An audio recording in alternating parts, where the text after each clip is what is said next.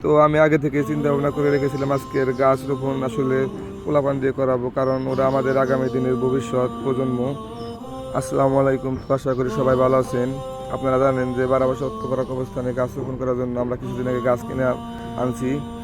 তো সোবাদপুর থেকে গাছ কিনে আনা হয়েছে, প্রায় আমাদের এখান থেকে সোবাদপুর 8 থেকে 9 কিলোমিটার দূরে। তো ওখান থেকে আমরা গাছ কিনে আনছি রোপণ করার জন্য।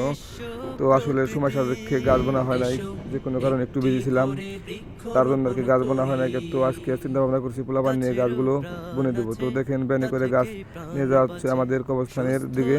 আর বিশেষ করে বারাবাসা কমিউনিটিকে আমাদের অন্তরস্থল থেকে অভিনন্দন। তারা কিন্তু আমাদের গাছ রোপণ করার জন্য সুযোগ করে দিয়েছেন, এমনকি বলেছেন আমাদের বারাবাসা গ্রাম বা অন্য অন্য গ্রাম থেকে গাছ রোপণ করার জন্য সহযোগিতা করতে পারবেন। তো আপনারা যদি সহযোগিতা করতে চান অথবা গাছ বা টাকা দিয়ে শরীর করতে চান, তো নিচে দেওয়া নাম্বারে যোগাযোগ করবেন। তো এই নাম্বার হোয়াটসঅ্যাপ নাম্বার আছে, তো SMS বা কল দিয়ে জেনে নিতে পারেন। আমরা মূল কথায় চলে যাই। দেখেন আমরা কিন্তু গাছ নিয়ে কবরস্থানে পৌঁছে গেছি, আমরা অলরেডি কিন্তু মাঠে চলে আসছি। দেখেন অনেক পোলাপান, তো ওদের নিয়ে আমরা আজকে গাছ রোপণ করব। আর বিশেষ কারণ হচ্ছে হলো আমরা পূর্বে গাছ রোপণ করেছিলাম, ওখানে অনেক গাছ মারা গেছে। তো ওই মরা গাছগুলো উঠিয়ে পুনরায় আজকে নতুন গাছ বুনে দিব। দেখতে পাচ্ছেন একটা গাছ মারা গেছে, তো আমি উঠাচ্ছি। এই গাছটা উঠিয়ে আমরা নতুন করে বুনে দিব।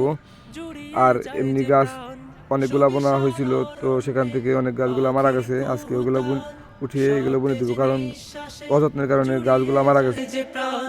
যদি না বাঁচে গাছ, বাঁচবে না এই সমাজ। যদি না বাঁচে গাছ, বাঁচবে না এই সমাজ। হারিয়ে যাবে সবার জীবন তরি। এসো সবুজে সবুজে দেশটা গড়ি।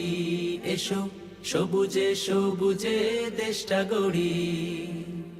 গাছে দেয় ফুল ফল, বাঁচার সম্বল, জীবনের প্রয়োজনে দেয় হিম শীতল।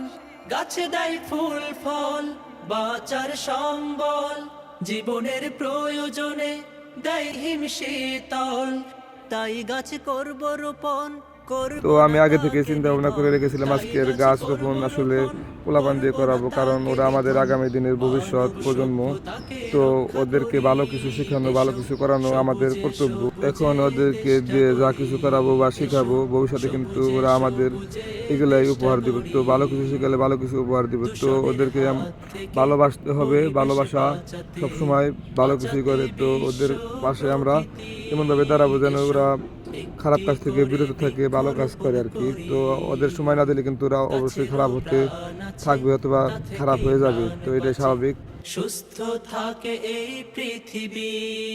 এসো সবুজে সবুজে দেশটা গড়ি। এসো একটি করে বৃক্ষরোপণ করি। এসো সবুজে সবুজে দেশটা গড়ি। এসো একটি করে বৃক্ষরোপণ করি। এসো সবুজে সবুজে দেশটা গড়ি।